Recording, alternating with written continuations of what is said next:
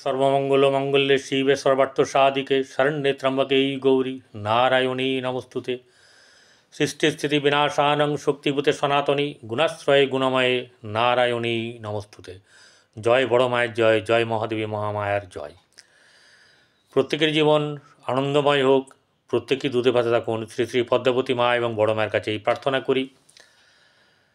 प्रत्येक दिनेर मतन आजकेर मार्च मासेर राशिफल केमन जाबे 1 থেকে 31 दिन ता निये आपनादेर सामने आमी परितोष दे ज्योतिष आचार्य परितोष दे এই চ্যানেলে আমি ভিডিওতে উপস্থিত হয়েছি।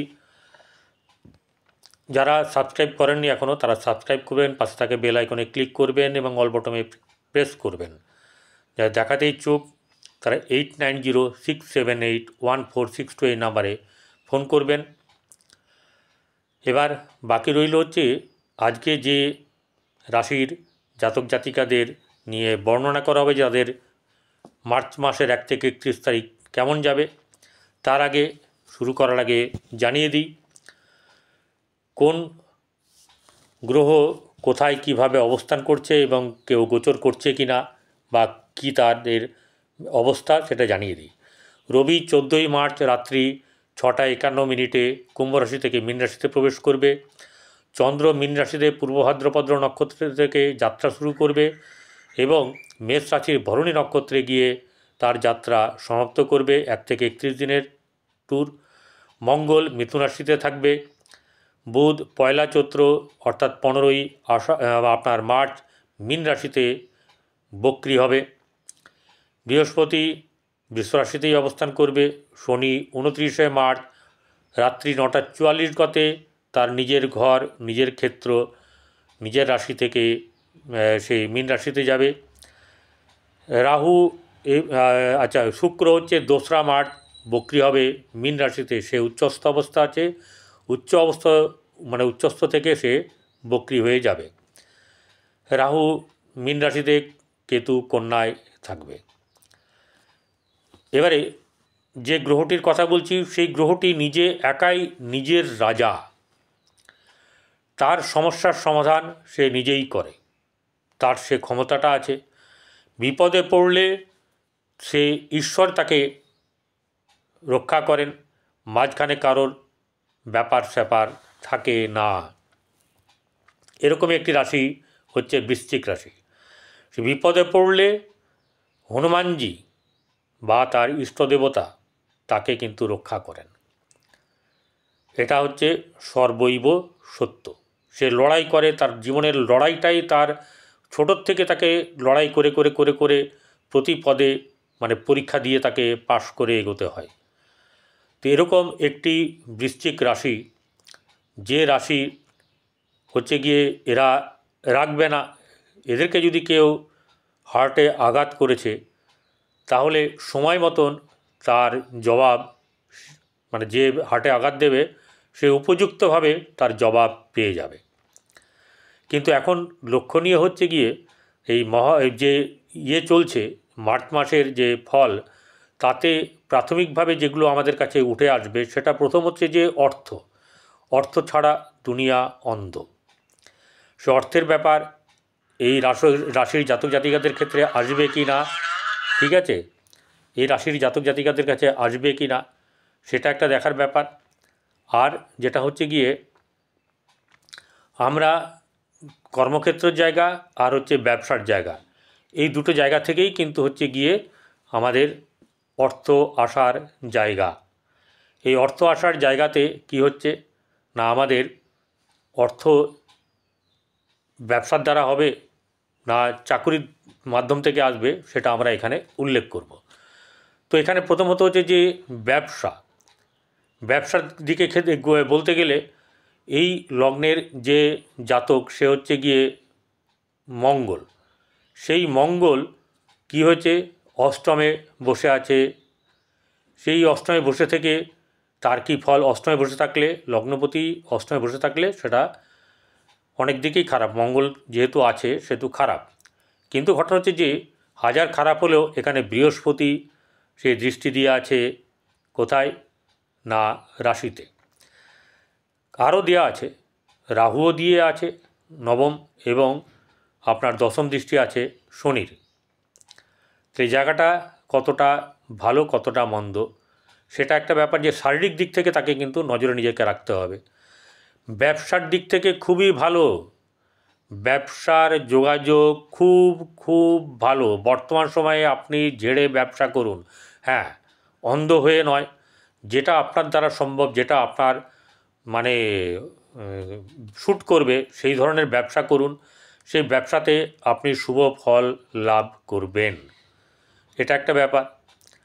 এবং এর আপনার কিন্তু অর্থ জমানোও হবে, অর্থ যদি জমাতে চান হবে, কিন্তু অর্থ খরচও কিন্তু আপনার কপালে আছে। এরপরে যেটা হচ্ছে গিয়ে এই বৃশ্চিক রাশির দ্বিতীয় হচ্ছে গিয়ে ধনভাব, সেই কেউ এটা বৃহস্পতি তার অধিপতি, সে সপ্তমে বসে আছে। সপ্তমে বসে থেকে শুক্রের সঙ্গে বৃহস্পতির কিন্তু ক্ষেত্র বিনিময় হয়েছে। এই ক্ষেত্র বিনিময় যোগ থাকলে কি হবে, তাহলে এখানে ব্যবসার জায়গাটা, কারণ শুক্র তুঙ্গি হয়ে আছে, তাহলে ব্যবসা অবশ্যই করে ভালো যাবে। তবে অবশ্যই কোন ব্যাপারে আপনাকে সতর্ক থাকতে হবে সেটা কিন্তু আমি জানাবো। এরপরে যেটা চলে আসে আপনার বৃশ্চিক রাশির দশম ভাব হচ্ছে গিয়ে সিংহ রাশি, অর্থাৎ তার অধিপতি হচ্ছে রবি। সেই রবি এবং কর্মের যে অধিকর্তা অর্থাৎ কর্মদাতা শনি একসঙ্গেই কিন্তু বসে আছে কুম্ভ রাশিতে।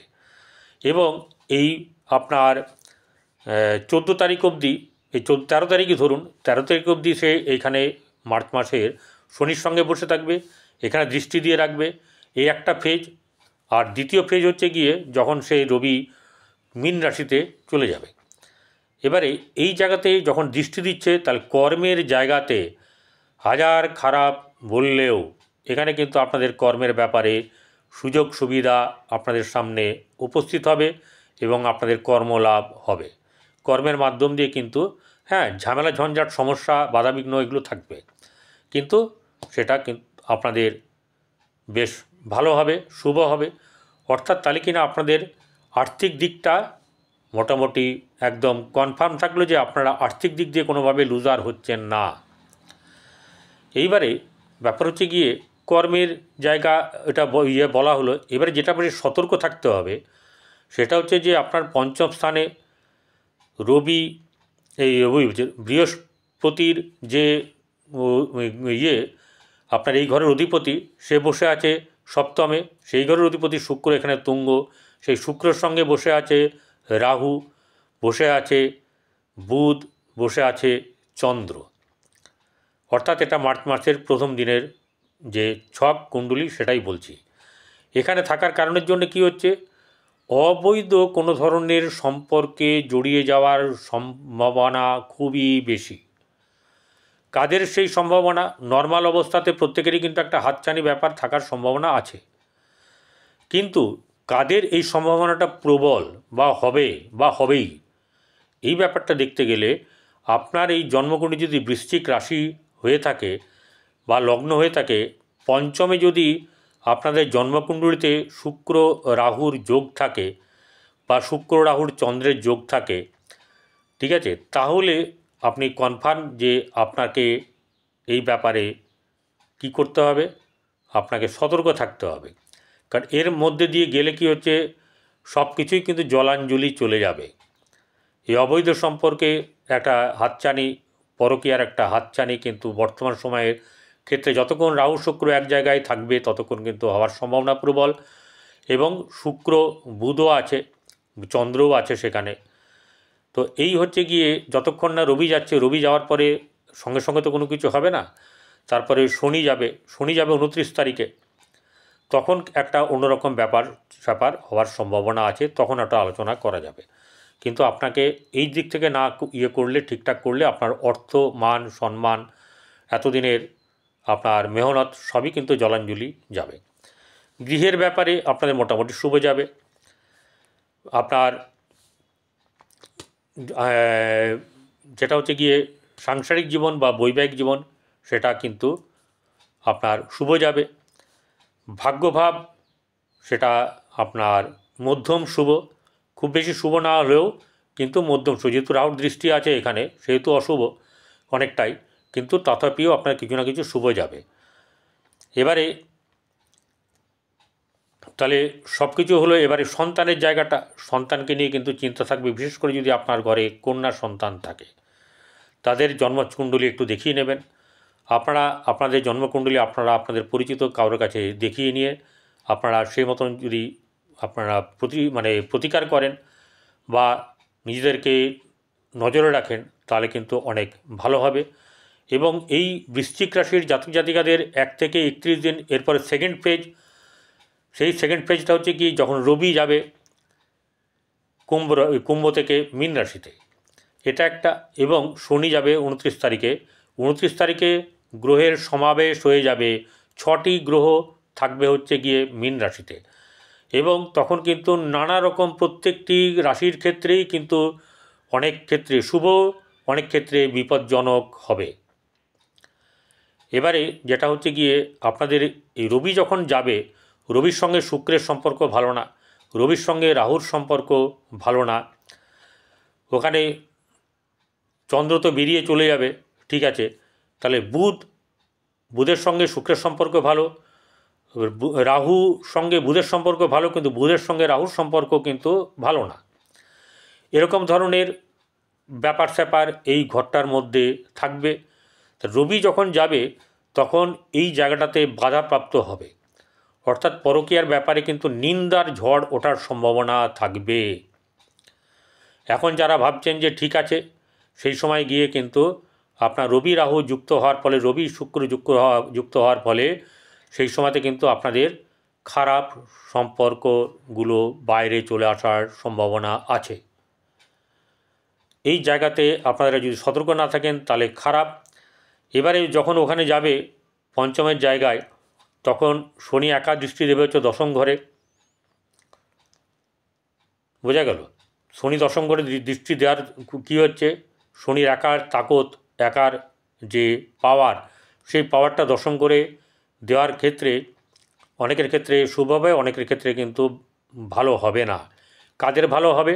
যাদের শনি রবি এই গ্রহগুলি তাদের জন্মকুণ্ডলিতে ভালো আছে এবং যাদের অবস্থা জন্মকুণ্ডলিতে এই দুটি গ্রহের ভালো নয় তাদের ক্ষেত্রে কিন্তু খারাপ চলবে। যাদের মহাদশান্তর্দশা খারাপ চলবে তাদের কিন্তু ভালো যাবে না। আর কি হবে, শনি যখন যাবে, শনি যুক্ত যখন হবে তখন আপনার শনি, চন্দ্র, বুধ, রাহু, শুক্র আর রবি, শনির সঙ্গে তখন রবির সম্পর্ক সেখানে গিয়ে শুভ নয়।